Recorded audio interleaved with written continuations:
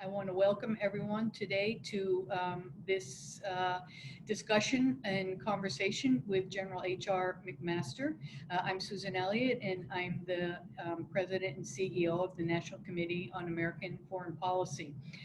We're very pleased. We had planned, hopefully, to have a lecture and a discussion with General McMaster in New York.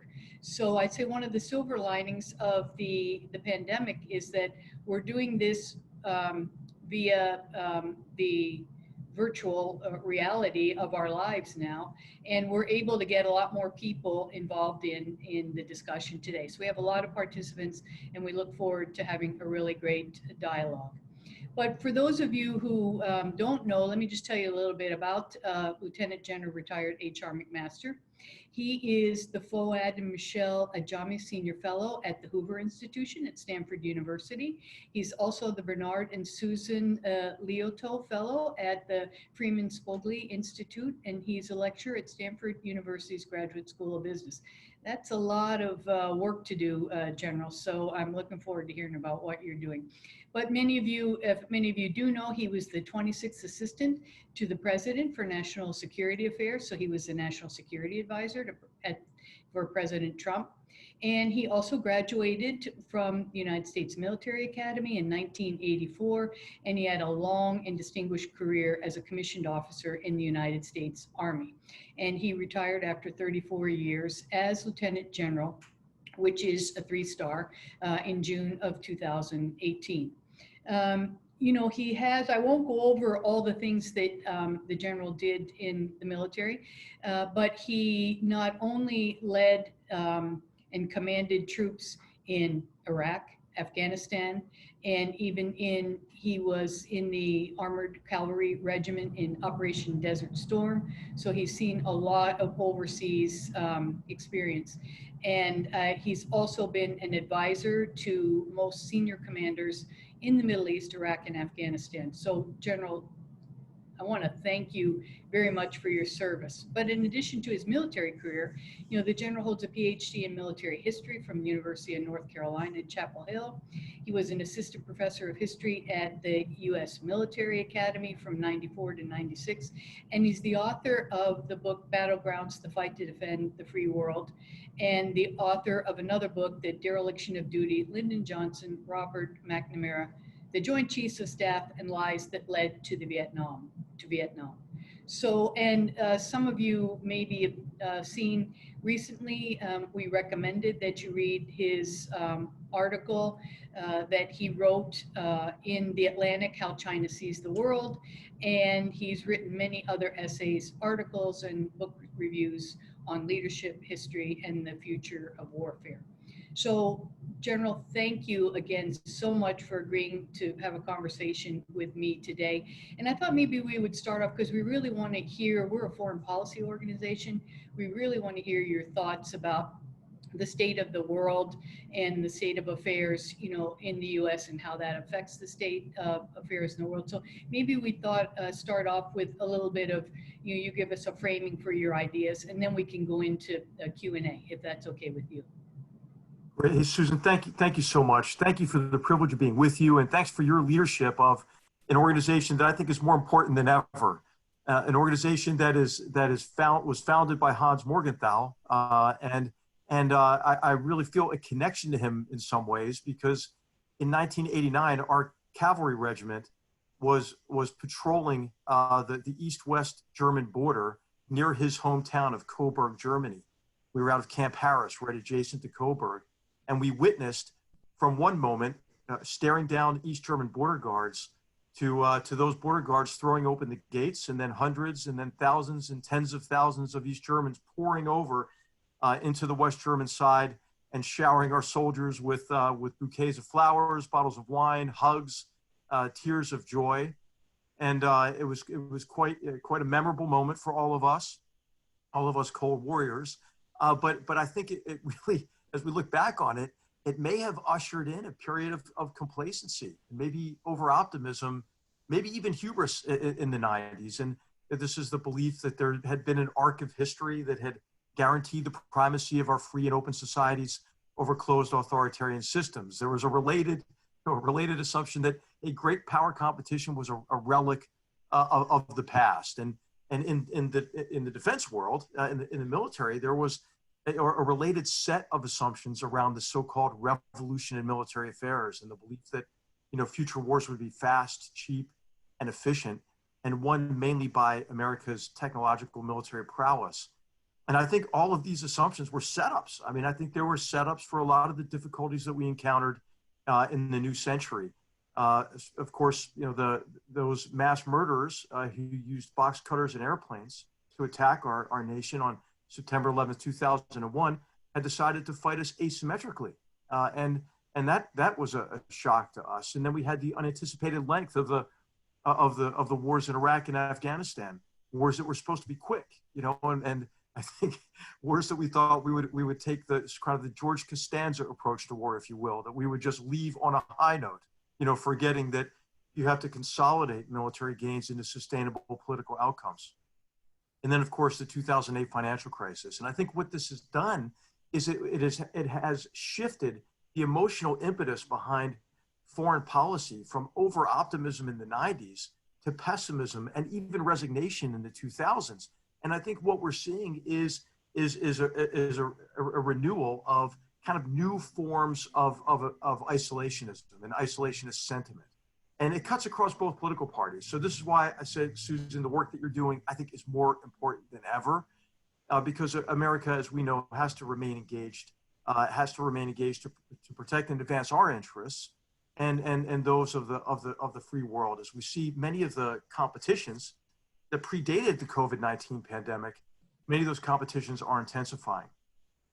And they're intensifying at a time when we're seeing some real weaknesses at home. So if you would allow me, I'd like to just offer a few comments on the murder of George Floyd by Minnesota police officer Derek Chauvin, and then what we've seen in our country as a result of that brutal, horrible murder. Mr. Floyd's murder and the protests and the violence that it sparked in the midst of a pandemic, I think, have laid bare deep divisions in our society. And what I'm concerned about is that these divisions have sapped our confidence in our common identity as Americans. A lack of empathy for one another, I believe, is catalyzing a powerful and destructive combination of identity politics, vitriolic partisan rhetoric, bigotry, and racism. And I think it's this lack of empathy is rooted in ignorance. Those who know least about issues and who are strangers to their fellow Americans seek affirmation of their biases rather than knowledge of important issues or understanding of their neighbors. As George Floyd is laid to rest, we might resolve to honor his memory by trying to reinforce the worn fabric of our society, by considering how our past produced our present. So if you'll permit me as a historian, I really think that understanding how our past produced the present is the only way to prepare for how we get to the future and anticipate how we get to a better future. I think it's obvious, I'm sure, to all of you that divisions in our society and civil unrest associated with them are not new. A broad historical perspective must lead one to conclude that we are still coping with the legacy of slavery. As bias and vitriol contaminates the information environment today, the manipulation of history remains an important tool for those who want to sow division and conflict rather than foster unity and goodwill. Ignorance of history compounded by the abuse of history undermines our ability to work together and improve our nation and our society, because it contributes to, it contributes to a loss of pride. And this affects our foreign policy, I believe, because as the late philosopher Richard Rorty observed, national pride is to countries what self-respect is to individuals, a necessary condition for self-improvement. So pride in our nation, though, should not derive from a contrived, happy view of history, but rather a recognition that the American experiment in freedom and democracy always was and remains a work in progress.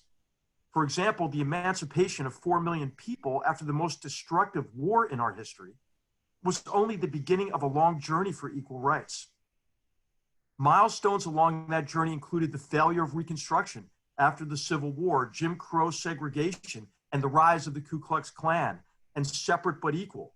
In the 1960s, the civil rights movement dismantled the legal basis for Jim Crow segregation, but cultural, economic, educational, and other forms of disenfranchisement continued.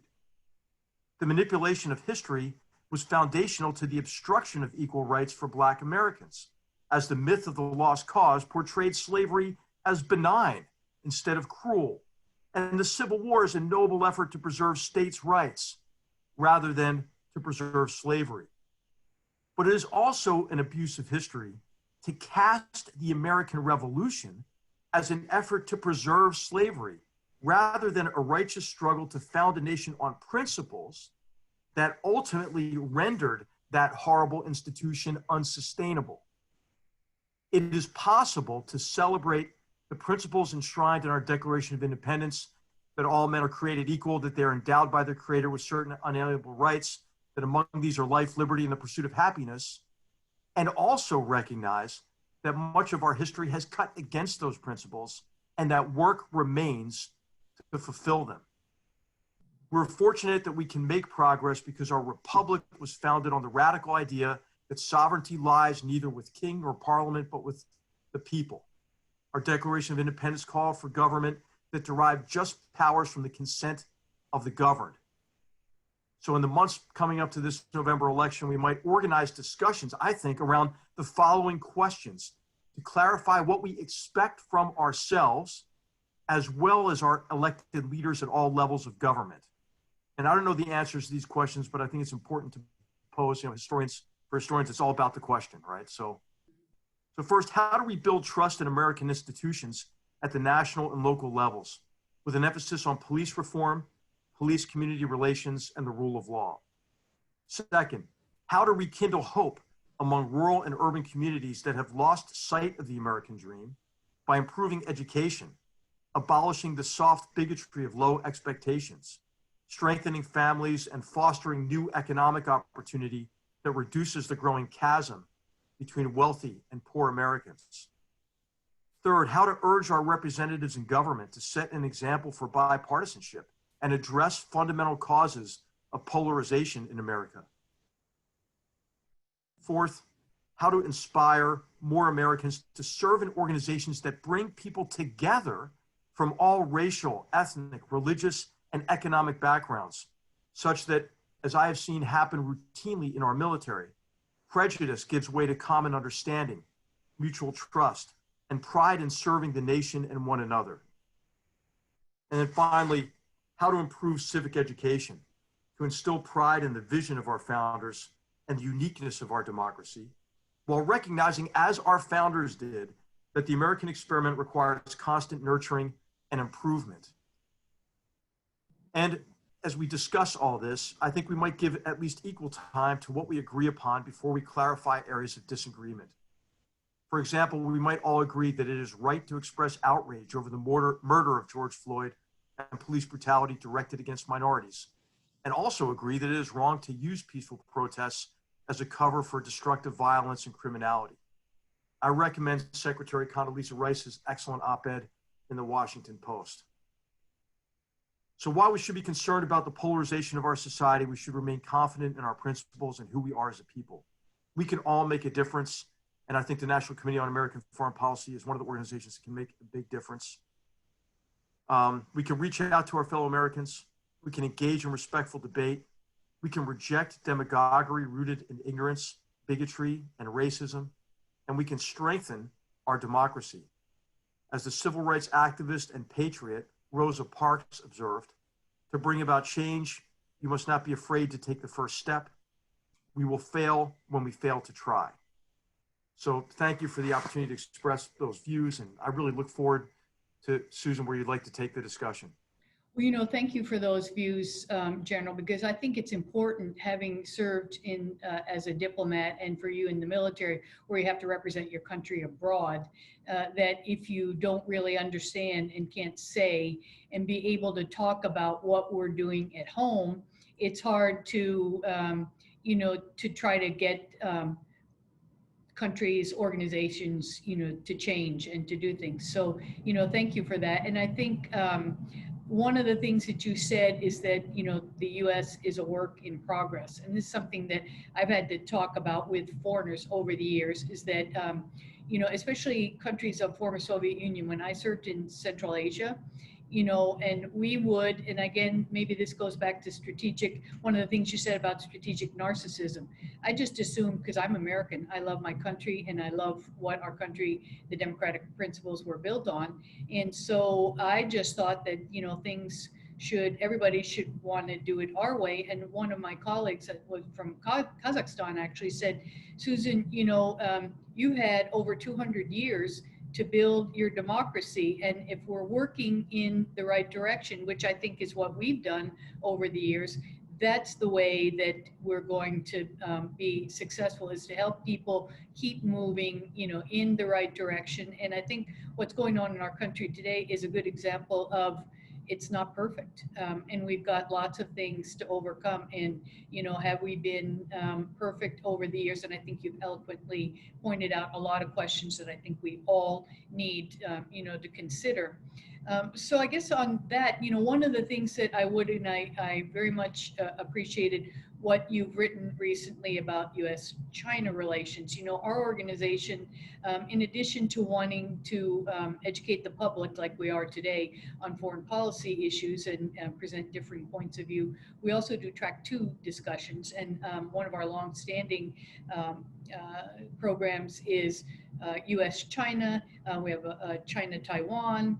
And so we really appreciate, speaking with our Chinese colleagues about our points of view. But I'd be interested in, hearing your thoughts on, the COVID-19, I think, has exacerbated the problems we have in the U.S.-China relationship. And I actually think it's an important relationship, and I agree with some of the things you said about we need to remain engaged. But how do we remain engaged, and how do you see the way we should go with China? Because I think we have to protect our interests, but on the other hand, I don't agree that, my personal view is, disengagement is not the right way either. So I'd be interested in hearing what your thoughts are. Right. Well, Susan, thanks for that question. Of course, we all want to remain engaged with China, right? We don't want complete disengagement from China, but I really think we have to recognize it's going to be really, really tough to remain engaged with the Chinese Communist Party leadership, certainly, but even other Chinese entities and individuals and that are not directly connected to the party, because the party is extending and tightening its exclusive grip on power internally, and doing so, I think, with an internal agenda to ensure that there can be no opposition to the party at all. And so that involves the extinguishment of any degree of privacy, of certainly any kind of freedom of speech or assembly. But it really has to do with now the perfection of this Orwellian surveillance state that is enabled by a whole range of emerging technologies. I think the party is motivated in this connection by fear of losing control, and also motivated by this ambition, the ambition to realize the dream of national rejuvenation. And so I think the opportunities to remain engaged with China are going to diminish, not because of anything that we're doing. It's really going to be mainly based on the actions of the Chinese Communist Party. And if you see what they've we're taking our eye off the ball a little bit now because of the COVID-19 crisis, and now the deep divisions that have been laid bare in our society, and the protests and so forth. But China has really become extremely aggressive in the post-COVID period. First, of course, as we know, and there's more and more information coming out about this, about how seriously, significantly they mishandled this by repressing the news of human-to-human transmission, by punishing the doctors that were trying to raise the warnings, by manipulating the World Health Organization, by shutting off domestic travel, but not shutting off international travel, and infecting the world essentially. But in the wake of those utter failures that exposed, I think, the real problems associated with this authoritarian regime and the Chinese Communist Party leadership, they've become even more aggressive internationally. The wolf warrior diplomacy, for example, and the use of these kind of propaganda stunts by exporting largely defective in many cases medical equipment, PPE, making a big show of it, trying to cast others such as the European Union and countries within the European Union as inept. The effort to extend these debt traps and so forth to gain, I think, what is their desire to gain control of the global logistics infrastructure and to gain a dominant position in the emerging global economy, as well as to gain influence over key geostrategic locations. Right, I think it's up to almost 80 ports now that the Chinese companies who have to act as an extension of the Chinese Communist Party run now. And then what's been most troubling is the national security law in Hong Kong, and we're watching this, with a great deal of disappointment and sadness for the people of Hong Kong, but more and more jingoistic rhetoric on Taiwan, more violations of Taiwanese airspace than in any other time, more and more aggressive actions in the South China Sea. So I really think this is a very dangerous period of time, because I think Xi Jinping thinks he's winning and is going to become more aggressive, right? They're going to emerge their economy's going to emerge first, maybe out of COVID-19. He's got, he has hypersonic missiles now. He has a growing military capability. He feels that the U.S. is weakened and divided. So I think that this is a very dangerous time, and I think what we have to do is really not put on the rose-colored glasses and say, hey, why don't we just cooperate with them? I think it's really their actions, they being the Chinese Communist Party leadership, that is making it more and more difficult to cooperate, more and more difficult to sustain the economic relationship that's existed, since the opening of China, and then accelerated by most favored nation status first, and then entry into the World Trade Organization. So I think, I just think decoupling is happening already. It's happening really in advance of policies to encourage it, because the market is reacting. It's just, China's not like a fun place to do business now, right? Yeah. I mean, and then if you have workers there, they're subjected to the coercion of the party. And I think what we're going to see, is that COVID, sadly, is going to become a catalyst for the problems that we had that predated COVID. And we're likely to see a doubling down on the intensification of the strategies associated with Made in China 2025, the Belt and Road Initiative, and especially the military civil fusion programs. And so, everything that we're concerned about, sustained campaigns of industrial espionage, unfair trade and economic practices, they're not going to get better. And I think what's needed now more than ever is a multilateral approach to address the grievances that we have with the Chinese Communist Party. And I think that there's an opportunity to do so. There's already been some progress in these areas, but I think really aligning our efforts with the EU, with Japan, with other like-minded countries, I think is going to be immensely important. I didn't even mention how aggressive the People's Liberation Army has been on the Indian-Chinese border now as well. So I think it's time for us to come together as free and open societies and make clear to the Chinese Communist Party that we can no longer passively accept this kind of behavior, and that we are resolved to compete. Now, this competition doesn't need to lead to confrontation. In fact, I think it was our complacency in earlier years that actually had us on a path to potential conflict. And so I think that this is a really critical time. I know that there's still those who want to make the case for cooperation, various op-eds of those who have been vested in this relationship for a long time. It's hard for them to let go, right? The promise associated with the primary assumption, right? The primary assumption was that China, having been welcomed into the international economic order, would play by the rules, would prosper. As a result, it would liberalize its economy, and then inevitably, as it liberalized its economy, it would liberalize its form of governance. We now know that assumption is demonstrably false now. So it calls for a fundamentally different approach that we worked on.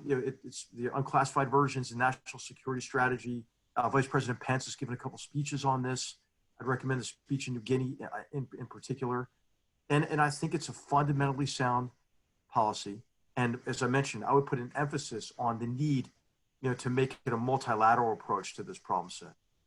Well, thanks for bringing that up. I was going to ask you about the economic portion of it, but I want to talk to you a little bit about, other areas of the world. But I want to pick up on what you said about a multilateral approach, because I would agree with you that while yes, the U.S.-China relationship is well, I'll say important, but I do think that we're stronger if we use our allies in a multilateral approach. And so I just maybe want to ask you a little bit about your thoughts on our alliances around the world, not only with Korea and Japan, which definitely, an alliance with them can help us because they really want us to make sure that we coordinate, because it's a good, I'll say, deterrent to, to China. But what about, with our European allies and with, with NATO and the way that we look at not only China, but perhaps Russia and other, other areas of the world? Well, I'm really worried about the transatlantic relationship, and I'm sure others are here as well. I mean, this is right in the wheelhouse, Susan, of your organization. I think though there is cooperation ongoing that is probably even better than ever at lower levels within the government and across the private sector as well. And I know we see a lot of evidence of this, right? I mean, frankly, the EU is not known for its backbone, on confronting the Chinese Communist Party, and a little over a year ago, said that China's a systemic competitor. I think that this has been sort of a wake up for Europe, seeing how brazen, that China has been in using its diplomats abroad to sow disinformation and propaganda. Even in Italy, which has been relatively sympathetic to China, there's been a huge backlash against this. Only maybe in Serbia and Hungary can the leadership be particularly brazen about how they value the relationship with China more than they value the relationship with other European states. Of course, the divisions in Europe are not just over China. I mean, they're over, they divide between East and West and North and South. And I think that the EU's response to this so far, the European Central Bank's response, has been pretty positive, and I think you're seeing an opportunity for Europe to come maybe closer together and clarify what is the EU and what is the EU not, and to address some of the concerns about the infringements on the sovereignty of the people in sovereign states in Europe by, faceless bureaucrats in Brussels, as they would put it.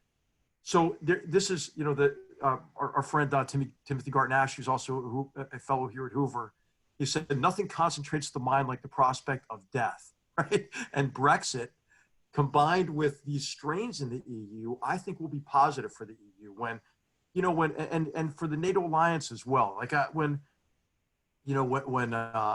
President Macron says, "Hey, NATO's brain dead," I think that's let's try to focus on the positive aspect of that as an opportunity, to try to make NATO stronger.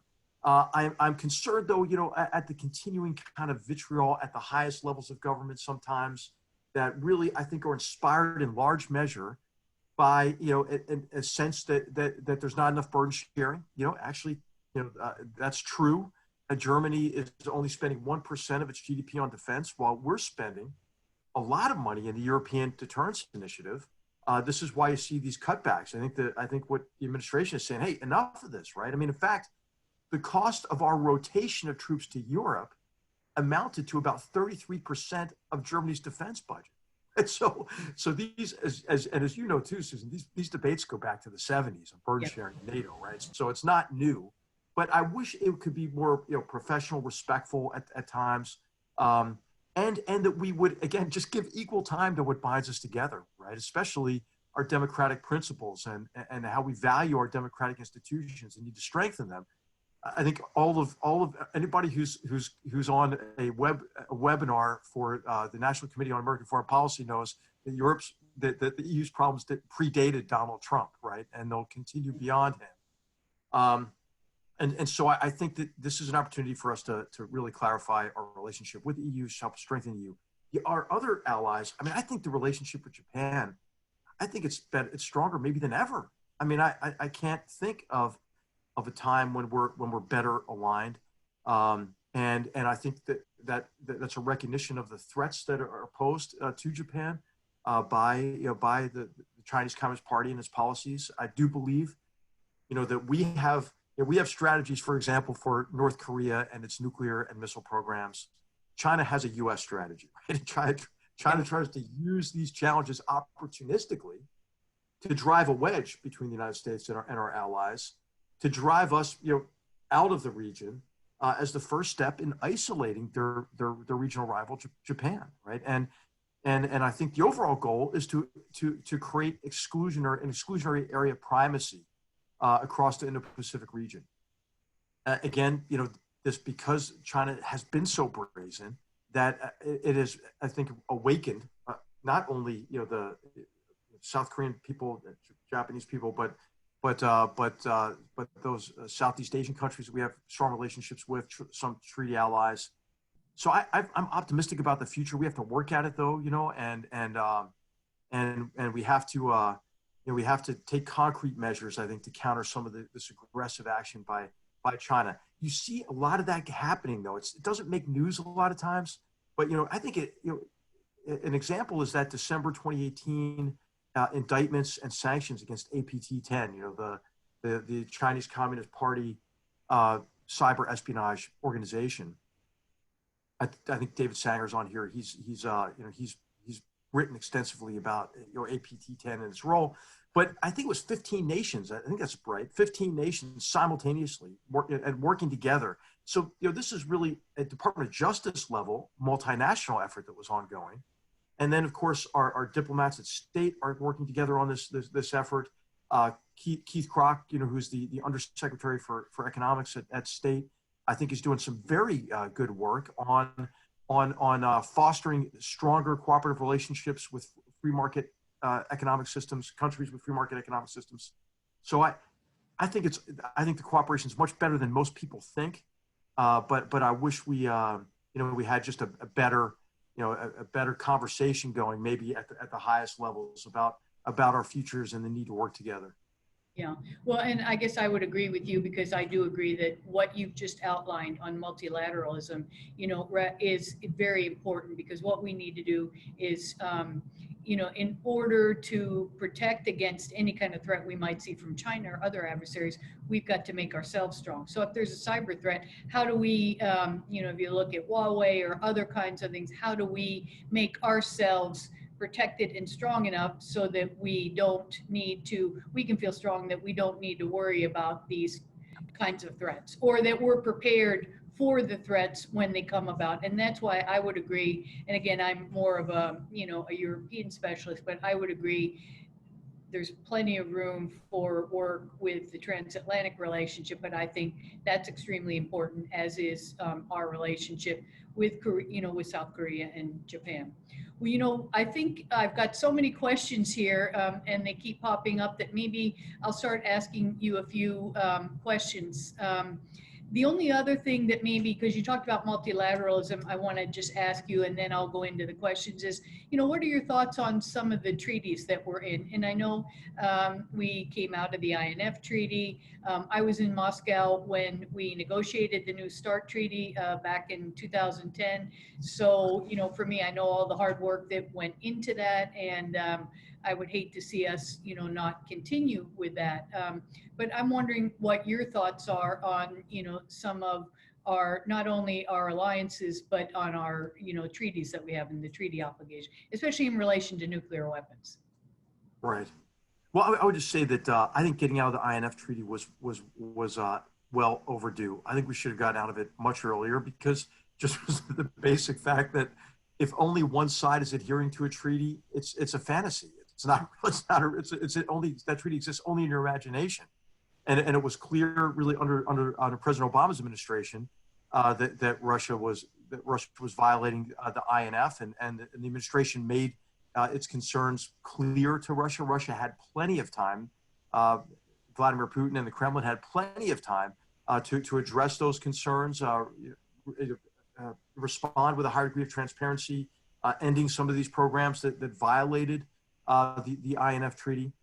And what's important to recognize is it's not just getting out for the sake of it. It's really important to our nuclear deterrent, because what I think has been missing from the public discourse about this is the fact that Russia not only was violating it, it had adopted a doctrine of escalation domination, or escalate to de-escalate, or escalation control, to threaten Europe with intermediate range nuclear strikes, and then blackmail the United States to say, hey, do you want to trade a U.S. city? Do you want to go to a nuclear holocaust?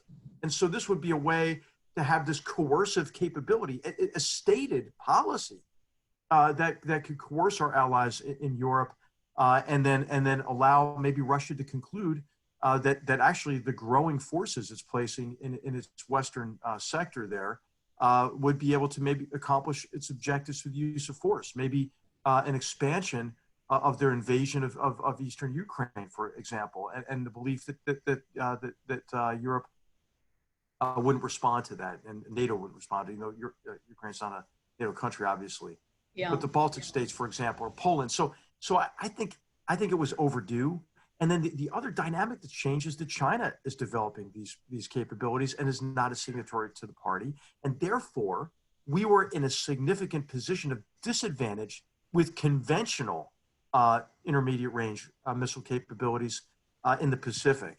So I think it was immensely important. And, I think the analogy to point to is what led to the INF to begin with, which is when the SS went into Europe, we responded and said, okay, we're going to have this intermediate capability in the form of Pershing IIs to counter that. And then that led to negotiations, which eliminated a class of nuclear weapons for the first time. Now, it's trickier now, right, with China as a party as well, and how willing will they be? But there's an opportunity to restart, I think, some really significant arms control negotiations. As you mentioned, SALT as well. New START to preserve it, but really to extend it as well, and to bring China into that discussion. So I think pulling out of the treaty, nobody wants to see that, but I think it was absolutely necessary, and I think that over time we were we believed, right, in the 90s, some people did anyway, that there was going to be a condominium of nations that would emerge, and we would all cooperate together, right, to solve the world's problems. It didn't happen, and this term global governance, I think, is just a misnomer. I mean, there's no such thing. We might want it to be that way, but it's not that way. And I think that what was encouraged in this period of time is a belief that, hey, there's just a prize for membership in international organizations. Actually, no, you have to even compete within international organizations to help them remain true to their purpose, because as we've seen, China, Russia, others are very adept at undermining these organizations. We see that really with the World Health Organization in dramatic fashion, but we've seen it with the Human Rights Council, with UNESCO, and could go on and on about it. So I think international cooperation is immensely important, but we have to be realistic about it and recognize that it's not going to happen naturally, because the Chinese Communist Party and Vladimir Putin and Ayatollah Khamenei and fill in the blank, Maduro, they're not waiting to be led, by an international organization or consensus.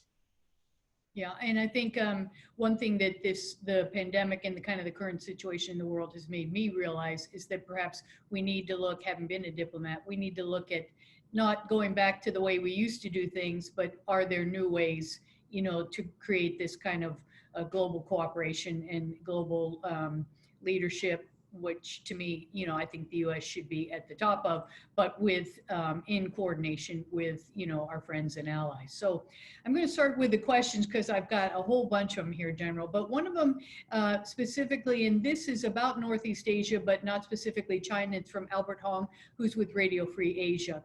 And he's talking about the situation in the Korean Peninsula and how it's changing rapidly. And I think one of the accomplishments, at least from my point of view, of the Trump administration is, and I think it probably started when you were there, is, you know, the reaching out to and trying to figure out a way that we could denuclearize North Korea. And our colleagues in South Korea, I think, were very helpful in that as well. But what Albert has asked and said is that North Korea recently declared South Korea to be an enemy and cut off communication between the two Koreas, which I find disturbing.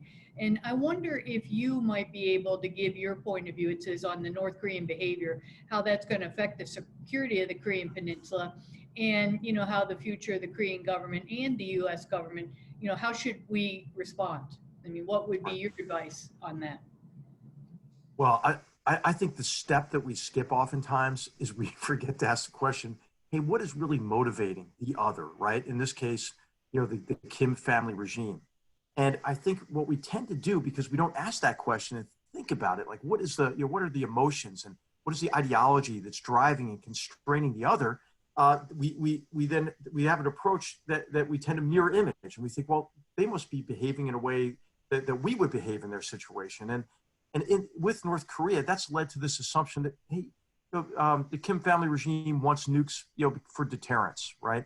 When I think we have to at least be open to the possibility that the Kim regime wants the nukes for the reason that they've stated over at least 2 generations of leadership now, which is they think that nuclear weapons are the first step in being able to unify the peninsula under the red banner or red colored unification, and that nuclear weapons are important to coercing the United States off the peninsula as that first step.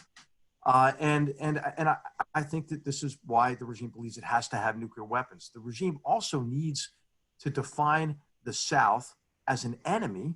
And so the two assumptions, I think, the undercutter policy in the past is, hey, they want nuclear weapons for deterrence, right? We just need to really kind of assure them. And the second is that if we open up to North Korea will change, right? They'll change. Well, first of all, I mean, North Korea will not accept that opening because they'll see it as a threat to the regime. And this most recent action, you know, was nominally in response to, you know, balloons with critical messages of Kim Jong-un floating into North Korea. But I think that was seized on by Kim Jong-un's sister just to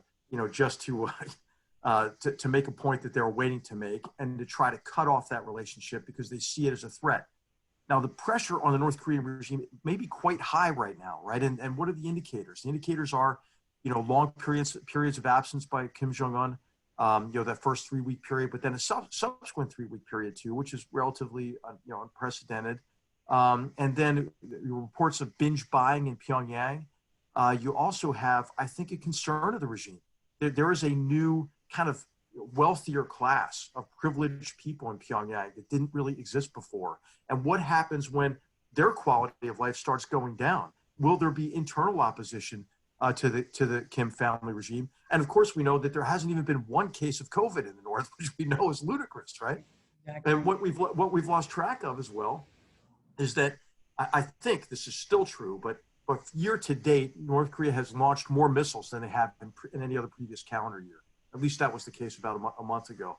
So it is a really volatile situation on the peninsula. And, you know, because we only have this very opaque view into North Korea, who knows what's really happening there and within the leadership. So an extremely dangerous time there. As I mentioned, you know, with COVID, I think it's frozen some conflicts, like maybe in Idlib in Syria, for example. But it is, I think it's catalyzed other problem sets that pre-existed COVID. So, you know, the other dynamic is the U.S.-South Korea relationship right now, which, you know, I wish was stronger. I think, you know, under the auspices of burden sharing, you know, we may be pushing the South Koreans too far on this. I mean, I think they've come at least halfway in terms of additional burden sharing in South Korea. And of course, this isn't a new issue, right? This goes back to President Carter as well, right? You know, we've been through this before. But what I fear is like the interaction of kind of President Trump's political base, which does have an element, you know, of deep skepticism about U.S. military forces positioned abroad, and President Moon's political base, which has an element within it of seeing America as part of the problem, and even at times in the left movement in South Korea, a certain affinity, for the Juche ideology of North Korea, which is, one that makes deprivation into a virtue somehow. So, I mean, I think that's dangerous at this time, and that's why our relationship, I think, with the South Korean people, and with their military, with their our diplomatic work there is more important than ever. Yeah, no, I would agree.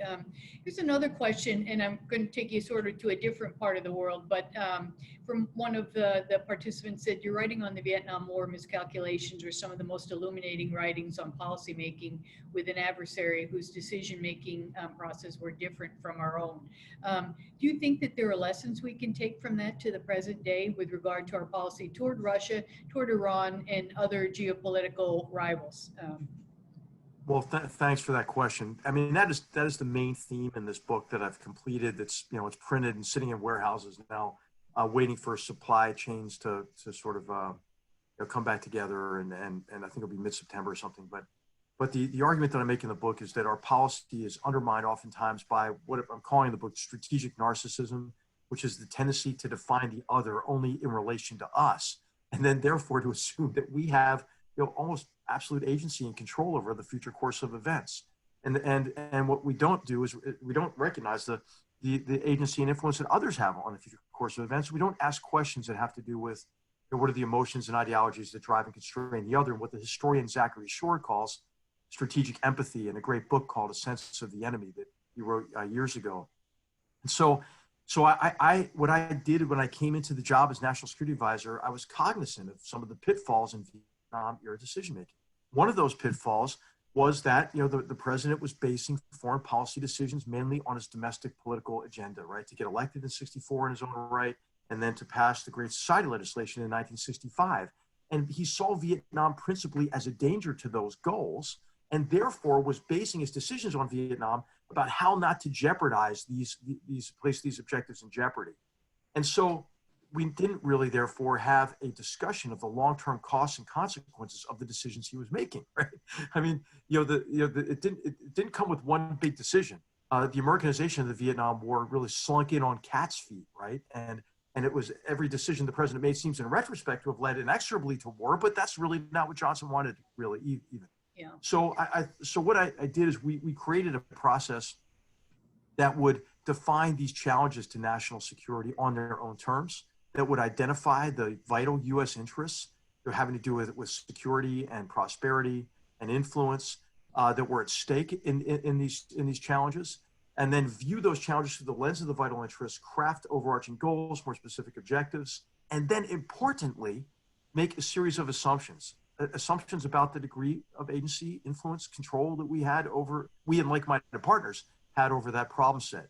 And I think that process we put in place, we had first, we called it a principal small group framing session, allowed us to define the challenge first, and then for the members of the principals committee to give guidance, to the policy coordinating committees.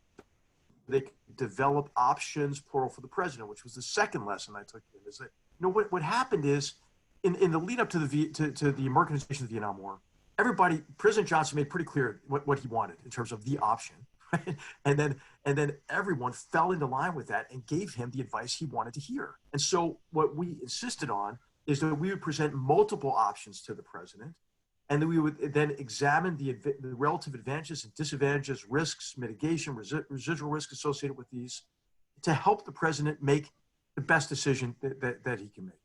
And so I thought that was an immensely important service to this president, to any president.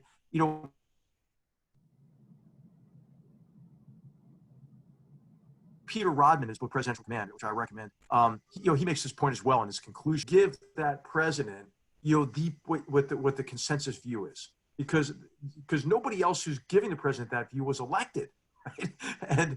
And so you owe the president multiple options, and I took that philosophy into it.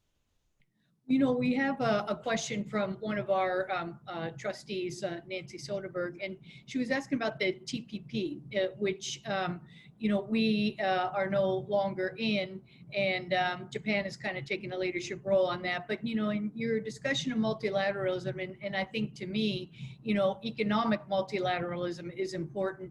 Would you envision that, perhaps we should reconsider getting back into the TPP? What are your thoughts on that? Well, I would say that multilateral trade agreements are dead, like RIP. You know what I mean? I don't think it's going to happen. And the reason is, the reason is that both parties are against it, and has been a backlash, an understandable one. I think we could agree to the unanticipated effects of globalization and the effect, right? The effect that globalization had on key sectors of the economy and left key populations behind. I mean, there's this great ProPublica PBS documentary on Dayton, Ohio. If you haven't seen that, it's really telling. And then George Packer's book, The Unwinding, I recommend, because it's pre-Donald Trump, but when you read it, you just see Donald Trump coming out of its pages, right? Because what I think what candidate Trump did is he tapped into that sentiment in a way that other candidates had not. And it's also, I think, worth remembering that a President Hillary Clinton would have gotten out of TPP as well, and it said so on the campaign trail too. So I think it's not going to happen. So what can we do instead? I think it's really a series of bilateral trade agreements, and you see the administration pursuing it. I think we all ought to, thank God for Bob Lighthizer. I mean, the guy is he's hyper competent. He is inexhaustible. And he has limitations in terms of capacity, but he's getting a lot done. I mean, if you look at the U.S. MCA agreement and now moving toward implementation of that, I think that's positive for all three of our economies, and at a critical time when I think a lot of supply chains are going to be relocating, not onshoring maybe necessarily, but nearshoring, away from China in particular, and other places where the supply chains have been viewed as vulnerable. But the agreement with South Korea, I'm telling you, that wasn't easy. The agreement with Japan, and now I think others that could be models would be like an agreement with Vietnam would be wonderful now. How about one in Africa, with Kenya, for example? So I think that kind of work, and then of course the EU would be that's a super important agreement, as well as with the UK after Brexit. So I'm glad he's working on it because he's so experienced in this area. And I think that, there have been, as you know, constant calls. What about TPP? Would this be the best way? I think we just all got to leave it behind, because I just don't think it's politically feasible in the United States anymore. But what is feasible are these bilateral agreements that then can be used as models for other countries in the region, right? So the Vietnam agreement could apply, may apply well to other countries, within ASEAN. So anyway, I think that's the future, is bilateral trade agreements. Okay, so we've got, I don't know if you know this, but Carl Eikenberry, who's a colleague of yours out at Stanford, plus a former military officer, has given a question, and he starts out with great presentation and good to see you virtually, General McMaster. And then he goes on to talk about, and I'm interested in this as well, is that during the Cold War, the Soviet military posed a serious threat to the security of the United States and our allies. So our military planning and preparation was all kind of simplified by well-defined scenarios: strategic nuclear war, conventional campaigns in Europe, the Western Pacific. And it seems to me, as General Eikenberry says, that our military planning regarding China is much more complicated because the boundaries of warfare have become increasingly blurred, and specific conventional scenarios are more difficult to imagine. And so he wondered, and I'd be interested too, in what are your thoughts on that? How are we going to change, or how have we already changed our military planning to reflect the new reality? Well, great to be on with General Eikenberry, General Ambassador Eikenberry, who's just been a great mentor for me and a great friend and just an all-around great person. So great. Thank you for that question. And when I got the call to interview with President Trump for National Security Advisor, I was walking down Walnut Street in my hometown of Philadelphia, and on my way to the Foreign Policy Research Institute, a small but mighty think tank, I think, in Philadelphia, to brief the results of a study that I commissioned about 18 months earlier on Russian new generation warfare, so that our future army could be better prepared to deal with, with some people are calling hybrid warfare, gray zone conflict. And Joe Eichenberg is asking exactly the right question, right? Our military has to be capable of operating as part of interdepartmental and multinational teams that can defend against a broad range of actions that are aimed to achieve a competitor's objectives, a rival's objectives below the threshold of what might elicit a military response. And this is what we've seen Russia do, masterfully. With the annexation of Crimea, the invasion of Ukraine, but going all the way back to 2007 with denial of service attacks against Estonia, the sustained campaign of political subversion that we've seen Russia engage in all across Europe, which should have been a harbinger for us prior to 2016. But, this is not a new playbook. I mean, this is like the old KGB playbook from the 20s and 30s, enabled by new technologies. With China, of course, we see now a much more sophisticated influence effort, thanks to the work that the Australian journalist John Garneau did on influence. That really helped us. I think at the Hoover Institution, Larry Diamond and Orville Schell from the Asia Society, they put together a great book that's out now on China's influence in the United States. New Zealand, others have followed suit. So I think the first step, what do we do about it? We pull the curtain back on it as the first step of defending against it.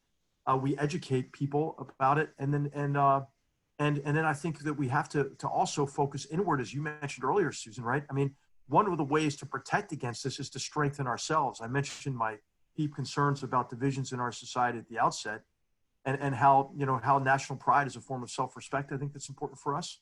But in this book I just finished, I mean, I asked the question: how do we turn what these authoritarian regimes see as our weaknesses into strengths, right? So they view our media, open media, as a weakness. How do we make that a strength? I think by emphasizing investigative journalism and reporting about this activity.